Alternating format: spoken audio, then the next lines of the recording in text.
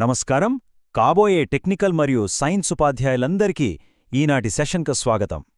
ఈరోజు మనం తరగతి గది వాతావరణాన్ని పూర్తిగా మార్చేసే ఒక పవర్ఫుల్ టెక్నిక్ గురించి మాట్లాడుకుందాం. అదే ప్రయోగ పద్ధతి లేదా ఎక్స్పెరిమెంటల్ మెథడ్. ఇక మాత్రం ఆలస్యం చేయకుండా నేరుగా టాపిక్లోకి వెళ్ళిపోదాం. చేసి నేర్చుకోవడం, అనుభవంతో అర్థం చేసుకోవడం వినడానికి చాలా సింపుల్గా ఉంది కదూ.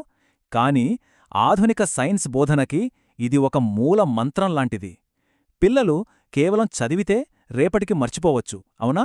అదే స్వయంగా చేసి, చూసి, నేర్చుకుంటే ఆ నాలెడ్జ్ వాళ్ల మైండ్లో ఫిక్స్ అయిపోతుంది. ఎక్స్పెరిమెంటల్ మెథడ్కి అసలైన ప్రాణమిదే. సరే, ఈ సెషన్లో మనం ఏమేం కవర్ చేయబోతున్నామంటే, ముందుగా ఈ పద్ధతి అర్థం, దాని ముఖ్య లక్ష్యాలు చూద్దాం. ఆ తర్వాత దీన్ని అమలు చేసే 6 కీలక దశలు, కొన్ని రియల్ లైఫ్ ఎగ్జాంపుల్స్, క్లాస్ రూంలో టీచర్ మరియు స్టూడెంట్ రోల్స్, చివరగా ప్రాక్టికల్గా ఎదురయ్యే లాభనష్టాలను కూడా చాలా ఆబ్జెక్టివ్గా విశ్లేషిద్దాం. మొదటి సెక్షన్ అర్థం మరియు లక్ష్యాలు. భవిష్యత్ విద్యావేత్తలుగా మనం ఏ కొత్త పద్ధతిని క్లాస్లో అప్లై చేయాలన్నా ముందుగా దాన్ని బేసిక్ ఫౌండేషన్ చాలా స్ట్రాంగ్గా ఉండాలి కదా. సో అక్కడి నుండే మొదలుపెడదాం. అసలు ప్రయోగ పద్ధతి అంటే ఏమిటి? సింపుల్గా చెప్పాలంటే విద్యార్థులు స్వయంగా ప్రయోగాలు చేసి, పరిశీలించి నిజాలను కనుక్కునే ఒక యాక్టివ్ లెర్నింగ్ ప్రాసెస్ ఇది. ఇక్కడ టీచర్ చెప్పేది వినడం మాత్రమే కాదు, స్వయంగా ఎక్స్పెరిమెంట్స్ చేయడం, అబ్జర్వ్ చేయడం, డిస్కవర్ చేయడం, ఈ మూడే ఇక్కడ అత్యంత కీలకమైన పదాలు. నిజం చెప్పాలంటే స్టూడెంట్స్కి వాళ్లే స్వయంగా సత్యాలను అన్వేషించే స్వేచ్ఛనివ్వడమే ఈ పద్ధతి ఉద్దేశం. ఇక్కడ ఒకసారి గమనించండి, మన ఇండియన్ క్లాస్ రూమ్స్లో ఈ పద్ధతిని పర్ఫెక్ట్గా అమలు చేయడానికి ఇదొక కంప్లీట్ బ్లూ ప్రింట్ అన్నమాట. అంటే మీనింగ్ దగ్గర్నుండి ఫైనల్ ఎవాల్యుయేషన్ వరకు ప్రతి చిన్న డీటెయిల్ని ఇందులో పొందుపర్చారు. ఇదొక మాస్టర్ రెఫరెన్స్ లాంటిది. ఈ సెషన్ ముందుకు వెళ్లే కొద్దీ ఇందులో ఉన్న ఒక్కో ఎలిమెంట్ని మనం చాలా డీటెయిల్డ్గా బ్రేక్డౌన్ చేసి చూద్దాం. సరే, ఇదంతా ఎందుకు చెయ్యాలి? మన ఫైనల్ గోలేంటి? కేవలం పిల్లలతో ఎలాగోలా ఎగ్జామ్స్ రాయించి మార్కులు తెప్పించడం కోసమా? ఖచ్చితంగా కాదు. వాళ్లలో చాలా షార్ప్గా అబ్జర్వ్ చేసే స్కిల్స్ని, లాజికల్గా ఆలోచించే సైంటిఫిక్ టెంపర్ని డెవలప్ చేయడం మన ప్రధాన లక్ష్యం. వాళ్ళు క్లాస్లో నేర్చుకున్నది రేపు రియల్ లైఫ్ ప్రాబ్లమ్స్ని సాల్వ్ చేయడానికి ఉపయోగపడాలి, రైట్? అదే అసలైన ఎడ్యుకేషన్ అంటే. థీరీ బానే ఉంది, కానీ ప్రాక్టికల్గా ఎలా అమలు చెయ్యాలి? అందుకే ఇప్పుడు మనం రెండవ సెక్షన్కి వెళ్తున్నాం. ప్రయోగ పద్ధతి దశలు. ఒక సింపుల్ ప్రశ్నను పక్కా సైంటిఫిక్ రీసెర్చ్గా మార్చే ఆ 6 స్టెప్ ప్రాసెస్ ఎలా ఉంటుందో చూద్దాం. ఒక ఎక్స్పెరిమెంట్ చేయాలంటే ఒక లాజికల్ ఫ్లో ఉండాలి కదా. ఫస్ట్ స్టెప్ ఒక సమస్యను ఐడెంటిఫై చేయడం. రెండోది ఆ ప్రాబ్లంకి సొల్యూషన్ ఏమై ఉంటుందో ఒక ఎడ్యుకేటెడ్ గెస్ చేయడం. దాన్నే మనం హైపోథీసిస్ అంటాం. ఇక మూడోది ఆ ప్రయోగానికి కావాల్సిన ప్లానింగ్, మెటీరియల్స్ రెడీ చేసుకోవడం. నాలుగో దశలో చాలా కేర్ఫుల్గా ప్రయోగం కండక్ట్ చేస్తాం. ఐదవది జరిగే మార్పులను చాలా నిశితంగా అబ్జర్వ్ చేస్తూ డేటాని రికార్డ్ చేయడం. అండ్ ఫైనల్లీ ఆ డేటాని ఎనలైజ్ చేసి ఒక ఖచ్చితమైన కంక్లూజన్కి రావడం.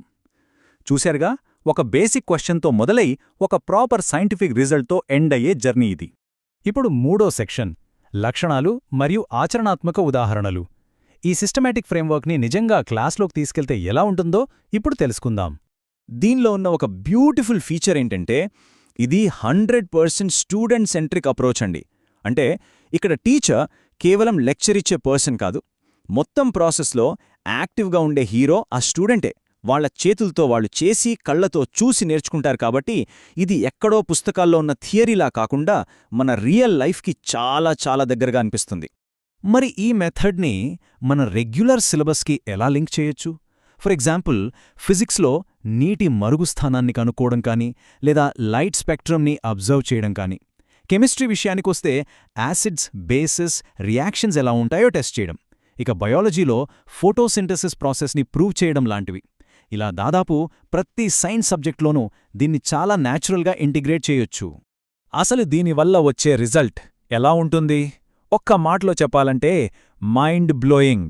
కాన్సెప్ట్స్ చాలా క్రిస్టల్ క్లియర్గా అర్థమవుతాయి. ఆ నేర్చుకున్నది లైఫ్ లాంగ్ గుర్తుండిపోతుంది.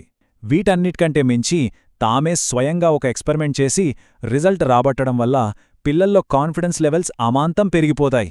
నిజంగా చెప్పాలంటే యాజ్ ఎ టీచర్ మనకు కావాల్సింది కూడా ఇదే కదా. ఇక 4వ సెక్షన్కొద్దాం.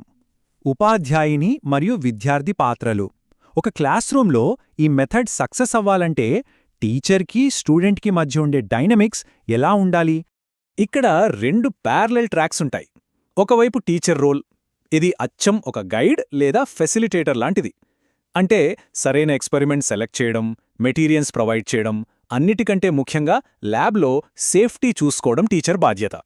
మరోవైపు స్టూడెంట్ రోల్ చూసుకుంటే వాళ్ళు టీచర్ ఇచ్చే ఇన్స్ట్రక్షన్స్ని ఫాలో అవుతూనే చాలా సిన్సియర్గా ఆ ప్రయోగాన్ని కండక్ట్ చేయాలి. ప్రతి చిన్న మార్పుని రికార్డ్ చేసి అనలైజ్ చేసే ఒక రియల్ సైంటిస్ట్లా వాళ్ళు మారాలన్నమాట. అయితే ఇదంతా గాల్లో జరగదు కదా. మనకు కరెక్ట్ టూల్స్ కావాలి. ల్యాబ్లో ఉండే అపారటస్, మోడల్స్, చార్ట్స్ లాంటివి ఎంత ముఖ్యమో ఈ రోజుల్లో వర్చువల్ ల్యాబ్స్, యానిమేషన్స్ లాంటి డిజిటల్ రిసోర్సెస్ కూడా అంతే ఇంపార్టెంట్. ట్రెడిషనల్ టూల్స్తో పాటు ఈ మోడర్న్ డిజిటల్ ఎయిడ్స్ని కూడా బ్యాలెన్స్ చేయగలగడమే ఒక స్మార్ట్ టీచర్ లక్షణం. ఇక మనం ఫైనల్ సెక్షన్కొచ్చేశాం. సెక్షన్ 5 ప్రయోజనాలు మరియు లోపాలు. ఏ మెథడ్ కూడా 100% పర్ఫెక్ట్ కాదు గదా. కాబట్టి దీన్ని కొంచెం ప్రాక్టికల్గా, ఆబ్జెక్టివ్గా ఎనలైజ్ చేద్దాం. ఒకవైపు చూస్తే ఇది పిల్లల్లో ప్రాక్టికల్ స్కిల్స్ని, సైంటిఫిక్ యాటిట్యూడ్ని అద్భుతంగా డెవలప్ చేస్తుంది, అందులో డౌటే లేదు. కానీ గ్రౌండ్ రియాలిటీ ఎలా ఉంటుందో మనందరికీ తెలిసిందే. ప్రయోగాలు చెయ్యాలంటే చాలా టైం పడుతుంది. దానికి తగిన బడ్జెట్, మెటీరియల్స్ కావాలి. ముఖ్యంగా మన దగ్గర ఒక్కో క్లాస్లో 50-60 మంది స్టూడెంట్స్ ఉంటారు. అంత పెద్ద క్లాస్లో ప్రతి ఒక్కరితో ఎక్స్పెరిమెంట్ చేయించడం చాలా టఫ్ టాస్క్ కదా. పైగా సిలబస్లో ఉన్న ప్రతి టాపిక్ని ఇలాగే చెప్పాలంటే ప్రాక్టికల్గా కుదరదు కూడా. అయినప్పటికీ కొన్ని ఛాలెంజెస్ ఉన్నా సరే ఈ మెథడ్ ఇచ్చే రిజల్ట్స్ చాలా వాల్యుబుల్ అండి. ఈ 4 మాటలు ఎప్పుడూ గుర్తుపెట్టుకోండి: అబ్జర్వ్, ఎక్స్పెరిమెంట్, డిస్కవర్, ఇన్నోవేట్. విద్యార్థి ముందుగా వాతావరణాన్ని పరిశీలిస్తాడు, దాన్ని బేస్ చేసుకుని ప్రయోగిస్తాడు, ఆ ప్రాసెస్లో కొత్త విషయాలను తెలుసుకుంటాడు, చివరికి తనంతట తానుగా సరికొత్త ఆవిష్కరణలు సృష్టిస్తాడు. ఒక స్టూడెంట్ ఎదగడానికి ఇంతకంటే పర్ఫెక్ట్ పాత్ ఇంకేముంటుంది చెప్పండి? సో ఈ సెషన్ కన్క్లూడ్ చేసే ముందు మీకోసం ఒక చిన్న కాని చాలా పవర్ఫుల్ క్వశ్చన్ వదిలేస్తున్నాను. భవిష్యత్తు ఉపాధ్యాయులుగా రేపు మనం ఫేస్ చేయబోయే అసలైన ఛాలెంజ్ ఇదే. ఒక పక్క లిమిటెడ్ బడ్జెట్, మరో పక్క కిక్కిడిసిన క్లాస్రూమ్స్. ఈ అడ్డంకులను దాటుకుని రేపటి జనరేషన్లో ఆ సైంటిఫిక్ టెంపర్ని మీరు ఎలా డెవలప్ చేస్తారు? ఆ లిమిటేషన్స్కి దాసోహం అనకుండా ఈ ప్రయోగ పద్ధతిలోని బెస్ట్ రిజల్ట్స్ని మీ క్లాస్లో ఎలా తీసుకొస్తారు? దీనికి సొల్యూషన్ వెతకాల్సిన బాధ్యత మనదే. ఆలోచించండి. నెక్స్ట్ సెషన్లో మళ్ళీ కలుద్దాం.